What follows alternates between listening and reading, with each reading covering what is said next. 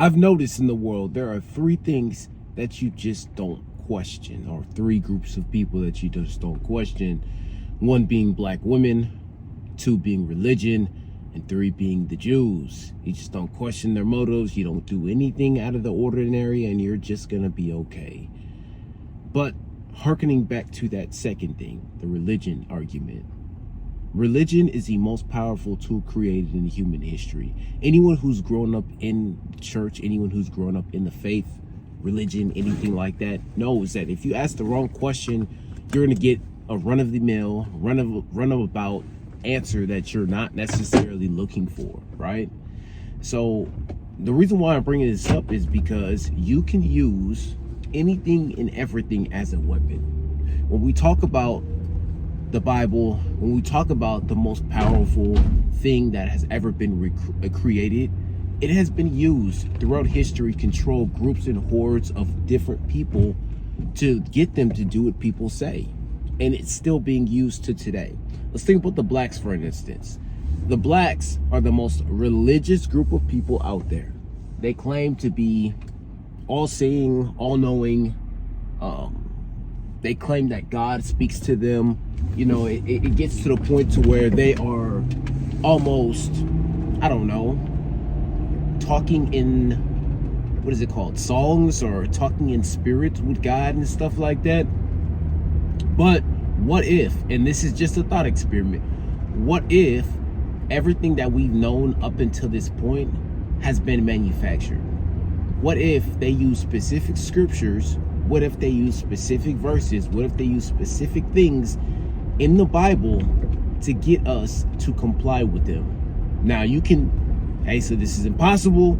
You could say that it's reprehensible. This is not something that they would do. No, granted, I definitely agree. This is not something that is highly sought after, but think about religion as a business first and foremost, because everything's a business. Religion is the biggest business out there, if I say so myself. You can look at Joel Osteen, you can look at T.D. Jakes, you can look at Michael Todd, Jamal Bryant, all these pastors who are super uber successful. There's just another guy as well who buys private jets, who actually kind of makes, not necessarily makes his followers buy himself, but he says he wants a jet, he gets a jet. He says he wants the nicest, finest cars, he gets the nicest, finest cars and clothes, so on and so forth. You guys get my point. Now, if we look at that from that context and that lens, and where religion started, it started way before the transatlantic slave trade, because they were testing this out on different groups of people. When we talk about slavery, the first slaves that were in America were not the blacks. I know this is unpopular, but they were not the blacks. They were the Irish and they were the Scottish, and they were sent over from the Great Britain because they didn't know what to do with them. I guess they were punished. So they were sent over, and the only problem with that is they had the same problem with the Native Americans. They would often escape. They would often have allies, friends that they could go to and adhere to if they need some help. Because some people who are in the Americas at that time, I'm talking about late 15th century, they were not under the umbrella of slavery. They were not slaves. They thought the behavior that they were being treated with was unfair. I'm talking about the original settlers from Jamestown, and rightfully so. But they were on a slave contract, they had to finish it out, and a lot of the times, largely, they were treated worse than the blacks that came over as slaves from Africa. Why? Because they were there for Africans were there for an extended period of time.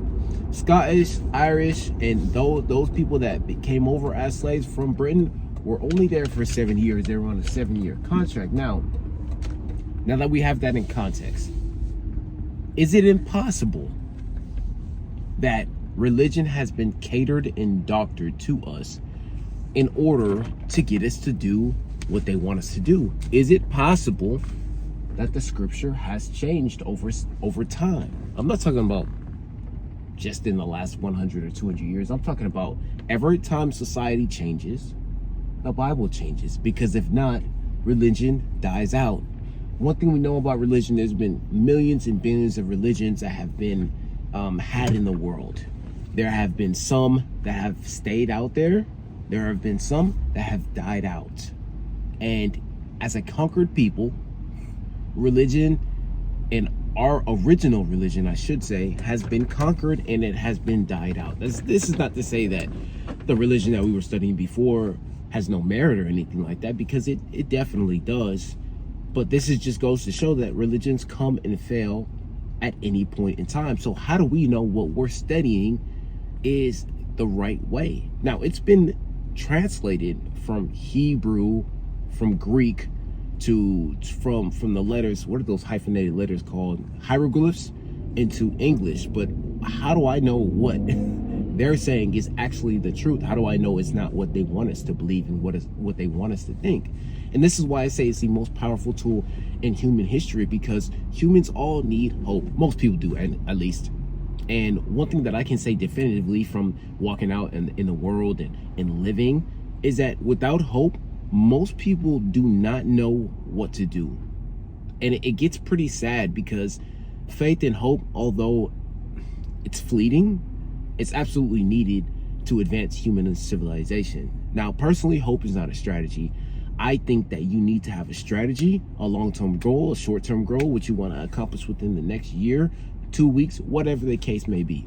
Especially if you're playing an instrument, especially if you're doing a business. It's just irresponsible if you do not have a goal, if you just rely on hope. I've done that once before. I've made that mistake. I will never go back and make that mistake again, because hope is not a strategy. Faith is not a strategy. You wanting to get something done without a strategy is just planning to fail. Now, that being said, let me just go over to this next point real quick, because I think it's not really talked about. In the South, there are a plethora of people who go out and contribute to society. They do great works. However, these people are actually in the churches. Now, my experience have been in the churches. These are some of the most crooked and evil people I have ever met before in my life. So, the overall arching theme, do we really need religion? Is it something that we just can't live without? In my estimation, we can live without religion. We can, because innately our human nature tells us what's right and wrong. We can go out in the world without any education at all, and we have mirror images in our head. If we steal, we have a bad reaction. If we delete somebody, we have a bad reaction. We have a negative reaction. We have a reaction that we don't expect, right? And I'm just saying based off of military guys. I'm saying this based off of people that I know. I'm not saying that I've done any of these things before at all, because I haven't. Based on what people have told me, even though that they're not religious, they always felt something in the back of their head, in their spirit, that tells them, don't do this. Now, if I was absolutely blameless and I had no type of training in religion at all, I do believe I would be going the same way. Now, you can choose to ignore that feeling, or you can choose to adhere to that feeling. Religion is not necessarily necessary for this fact. And I don't know, maybe I'm off on this, but it's just a thought experiment. It is a quick something that was on my mind that I had to really just talk about. Let me know what you guys think about it in the comment section below. I know I'm gonna get a lot of backlash and a lot of hate. Maybe I didn't express myself good enough, but let me know what you guys' thoughts are. I'm interested to see where we are with this type of discussion. I love you. I appreciate you guys. I'll holler at you later. Peace.